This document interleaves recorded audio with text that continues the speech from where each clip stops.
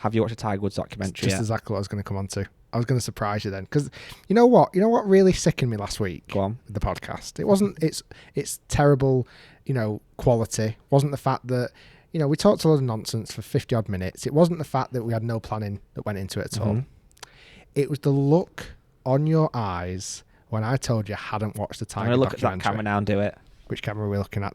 I can't. No camera's even pointing at me. Oh, you're looking at the camera. I get I'm it. looking at that one. Tiger documentary. Yes. I've watched it in one sitting. Wow. I got fairly smashed as well. Okay. 2 beers and a bottle of wine. So the last 10 minutes I actually had to watch again because I kind of Oh my days. lost track a little bit about where I was up to. But I watched it the full sitting. Claire watched it with me as well. Oh, and she watched the whole thing as well. She absolutely hated it. Hated. She hates him more than she didn't, believe it or not, and this is sacrilege. I can't, he is, in my eyes, somewhat God. Mm-hmm. And I think that's what he thought of himself as well. Yeah. And we're going to talk about it in a minute. She's not the biggest fan, obviously with all the affairs and everything else. She came out of it absolutely hating him more, like a lot more. Understandable. I found it very interesting. What was your favourite aspect of it? I saw stuff that I didn't... I saw bits that I'd never seen before. Yeah. So I'd seen bits of footage that I'd never ever seen before. Him dancing. That's why I loved all that. Like, I've never seen him do that. I've never seen him act like that. His girlfriend, his actual girlfriend. Have you noticed, by the way, a lot of them had golf names? No, what do you Like, mean? she was called something like... Lindsay Four Iron. She was called something like Diane Parr. Was Or she? something like that. Parr. And there was another woman in the show that also had a golf name. I can't remember now. I found it really interesting, and this is my take on it. I believe the documentary shouldn't have been called Tiger. I believe the documentary should have been called Eldrick, Oh, okay. because I see Tiger as Tiger Woods out on the golf course, winning tournaments, Red top. being Tiger Woods, being known about the golf, being like that is Tiger Woods in my eyes. It's almost like it's a character. He's like a superhero. What I felt like in the documentary it showed was Eldrick. Like, who is he? His upbringing, obviously his father, his mother. I mean, they were bloody tight on him, weren't they? I'm not sure I'm a big fan of his dad for a lot of reasons. I don't think he was in the end. No. What would have been interesting, what would have happened if they had a daughter? And what would have happened if they had more than one kid? Well, his dad has got other children. With other relationships? Yes, because that's how Cheyenne Woods is Tiger's niece. So Right. Tiger's got, I think, 2 half-brothers, I believe. I might be wrong. He's definitely got at least 1 half-brother because that's who Cheyenne Woods' dad is. Tiger's fairly close with Cheyenne Woods, I think, so I imagine he's close enough with his half-brother. But yeah, if he had another sibling in that household, would that have changed? And if he had a daughter, like would the same... Because he went in with intentions of doing that to his child. Like, he had intentions that child is going to be the best golfer in the ever world. to have lived. Like, that's it. Yeah. And he's going to change lives. And to some regards, I think Tiger has under-delivered on Earl's expectations. Like, he's not beating Jack. Just because, like, the way that Earl talks about Tiger in the fact that he is going to be the next Nelson Mandela, the next, Gandhi. Like, he had him up at such a high level. And obviously, he's had massive influence in the world of golf. I'm not sure though if Earl wanted him potentially to even do more. Potentially, possibly. I don't know what that would have been. And then after that, I found, like I say, a lot of things that I didn't know about. So I knew obviously about the affairs, but I didn't really know how they all happened. The one in Australia was the weirdest. Yeah, that Rachel woman who turned up at the hotel.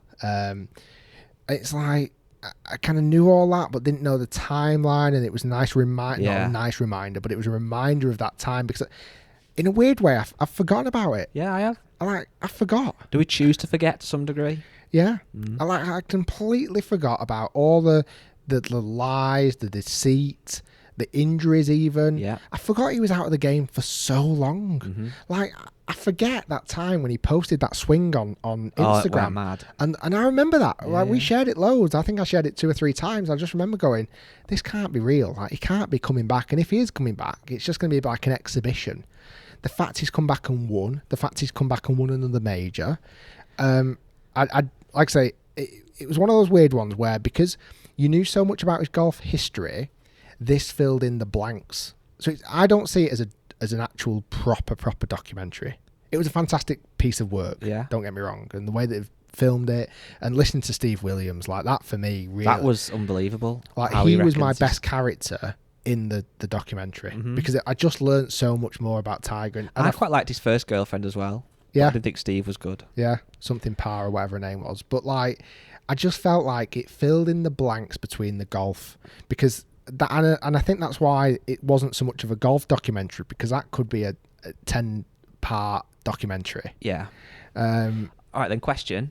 I know you said you see it as two people, Tiger and Eldrick, but let's just package it all as one. He's one person. After watching that, learning more, remembering things you might have forgotten, etc. Hand on heart answer now. There's no right or wrong answer, obviously. Do you think any less of him now? Yeah. As a family man, someone who's married, I've been married for 8 years now, coming up to 8 years, got 3 kids. Like, I can't imagine at all being able to lie to my wife's face like he did and to go behind her back and to cheat and to have affairs and to, you know, certainly when the kids were so young. Well, he had both children, obviously, didn't he? Before like, so young. You know, he really, I mean, my wife mentioned it, he almost got this God complex. And so, yeah, I do think of him a little bit less in that regard. But also, some side of me, and I don't know if this is right or wrong, and I'm not sure if other people felt like this way, I could understand why he got to that point in his life. I'm not saying it's right at all, not even close, because you can still control your own destiny. Like, yeah, your upbringing obviously has a massive impact on who you are as a person, your morals, your beliefs, but you can still snap out of that and go against that, you know, and that's something kind of he didn't do. He almost saw it as an opportunity to completely follow in his dad's footsteps. I think the one biggest thing, and he's not the only sports person that's ever happened to this, it's happened to other sports people that have certainly reached excellent level. They didn't have a childhood, did they really? Like, no. They didn't have, you know, those clips of him dancing and in that girlfriend's house and things like the other. That would probably been so, like, 3 or 4 times. I wonder then, without giving it away, if it was a bit of a spoiler if people haven't seen it, so, sorry, maybe just fast forward 30 seconds. If his parents hadn't made him split up with that first girlfriend, I wonder if he maybe would have stayed with her and fairy tale been happy ever after. Potentially. Who knows? Potentially. So, you're happy you watched it? I am. Yeah. Because I wanted to talk about it. I feel like I've got an opinion on it now. And I would recommend people to watch it. I just felt a little bit as well like I'd betrayed Tiger watching it. Like, because I feel like, you know, it's a bit like if someone made a hate video about us and everyone went and watched it. It's like, should you really be watching it? Because he wasn't, he didn't have a voice to retaliate, or he didn't have time to. I'm not saying that he could retaliate on some of the accusations or not even accusations, proof that what had happened, but it would have been interesting to hear his take. And I think that, but then does that go biased too much the other way? Because a bit like the Michael Jordan documentary, I bet if that was done without Michael Jordan, we'd have learnt a lot more different things as well, potentially. True.